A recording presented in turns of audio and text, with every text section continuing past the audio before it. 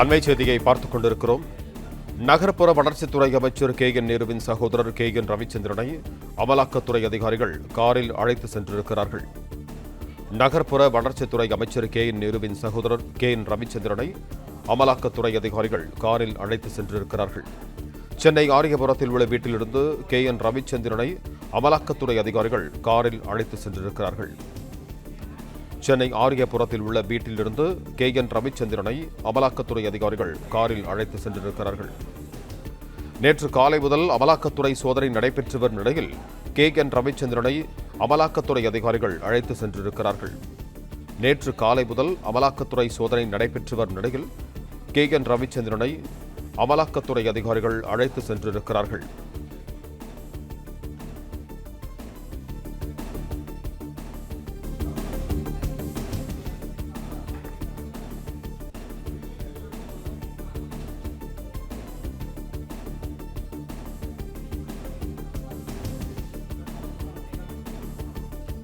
இது குறித்து கூடுதல் விவரங்களோடு இணைகிறார் எமது செய்தியாளர் சரவணன். வணக்கம் சரவணன், உங்களிடம் இருக்கும் தகவல்களை சொல்லுங்க. அமைச்சர் கே.என். நேருவினுடைய குடும்பத்தினர் தொடர்புடைய தொழில் நிறுவனங்கள்ல அமலாக்கத்துறை இரண்டாவது நாளாக சோதனை நடத்தி வந்த நிலையில் அவருடைய சகோதரர் கே.என். ரவிச்சந்திரனுடைய வீட்டிலும் இந்த சோதனை நடத்தப்பட்டு வந்தது. ராஜா அண்ணாமலைபுரம் பிஷப் கார்டன் இருக்கக்கூடிய அவருடைய வீட்டுல சோதனை நடத்தப்பட்டு வந்தது.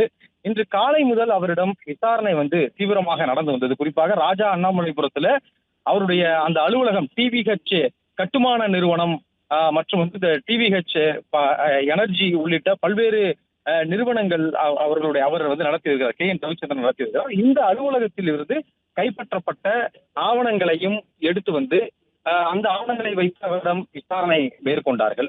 அது மட்டும் இல்லாமல் அவருடைய வீட்டுல நேற்றைய தினம் தடயவியல் துறையினரையும் வரவழைத்து லாக்கரை திறந்து அதில் இருக்கக்கூடிய ஆவணங்கள் பொருட்களை எல்லாம் எடுத்து விசாரணையும் நடத்தப்பட்டது. இது தொடர்பாக அவரிடமும் விசாரணை நடத்தப்பட்டதாக கூறப்படுகிறது.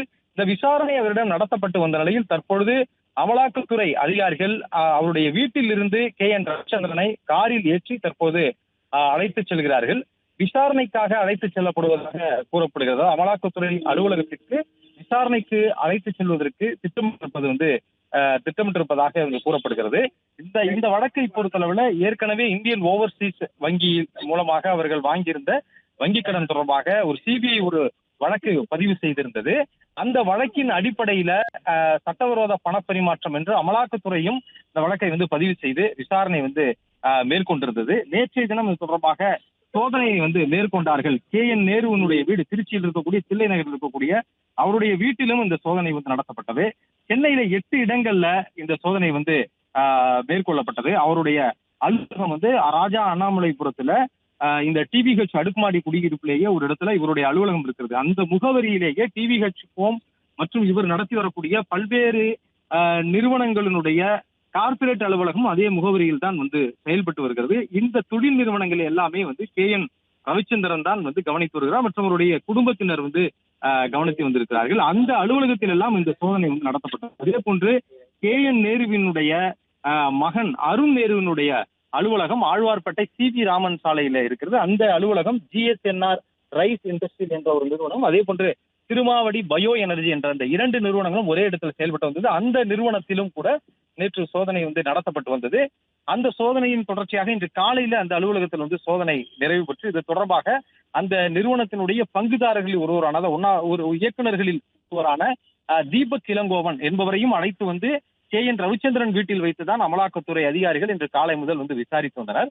இந்த நிலையில இது தொடர்பான கூடுதல் விசாரணைக்காக வீட்டில் வைத்து கே.என். ரவிச்சந்திரனிடம் நடத்தப்பட்ட விசாரணையை தொடர்ந்து அவரை அமலாக்கத்துறை அலுவலகத்திற்கு அழைத்து சென்று விசாரணை நடத்துவதற்கு அமலாக்கத்துறை அதிகாரிகள் திட்டமிட்டிருந்திருக்கார்கள். அதனால் அவருடைய வீட்டில் இருந்து தற்பொழுது அழைத்து செல்கிறார்கள். பல்வேறு இடங்களில் கைப்பற்றப்பட்ட ஆவணங்கள் கோவையிலும் இது தொடர்பாக அவருடைய அலுவலகத்தில் அங்கும் சோதனை நடத்தப்பட்டிருக்கிறது. அதே போன்ற ராஜா அண்ணாமலைபுரத்தில் இருக்கக்கூடிய ஒரு அலுவலகத்திலும் கைப்பற்றப்பட்ட ஆவணங்களையும் இன்று காலை அமலாக்கத்துறை அதிகாரிகள் இவருடைய வீட்டுக்கு கொண்டு விசாரணை மேற்கொண்டார்கள். இந்த விசாரணையின் தொடர்ச்சியாக அவரை தற்பொழுது அமலாக்கத்துறை அதிகாரிகள் அமலாக்கத்துறை அலுவலகத்திற்கு அழைத்து செல்வதாக கூறப்படுகிறது. நேற்று 15க்கும் மேற்பட்ட இடங்களில் சோதனை நடத்தப்பட்ட வந்த நிலையில ஒரு சில இடங்களில் எல்லாம் அது தொடர்பாக அடையாறில் டிவிஹெச் அடுக்குமாடி குடியிருப்பில் நடத்தப்பட்ட அந்த சோதனை நிறைவு பெற்றது. அதே போன்று சைதாப்பேட்டையில் தொடர்பாக ட்ரூடம் என்ற ஒரு நிறுவனத்தில் நடந்து வந்த அந்த சோதனையும் நிறைவு பெற்றது. ஒரு சில இடங்களில் சோதனை நிறைவு பெற்றாலும் தொடர்ந்து இவருடைய வீட்டிலும் இவர் அலுவலகத்தில் மட்டுமே சோதனை நடத்தப்பட்டு வந்தது. அதாவது அருண் நேருவினுடைய அலுவலகத்தில் கூட சோதனை முடிந்து விட்டது. ஆனால் ரவிச்சந்திரனுடைய அலுவலகத்திலும் அவருடைய வீட்டிலும் 2வது நாளாக இந்த சோதனை நீடித்து வருகிறது. இந்த சோதனையின் தொடர்ச்சியாகத்தான் இன்று அவர் காலையிலிருந்தே அவரிடம் விசாரணை மேற்கொண்டு வந்த நிலையில அவரை தற்பொழுது விசாரணைக்காக அமலாக்கத்துறை அந்த வாகனத்திலே ஏற்றி அவரை அமலாக்கத்துறை அலுவலகத்திற்கு அழைத்து செல்கிறார்கள்.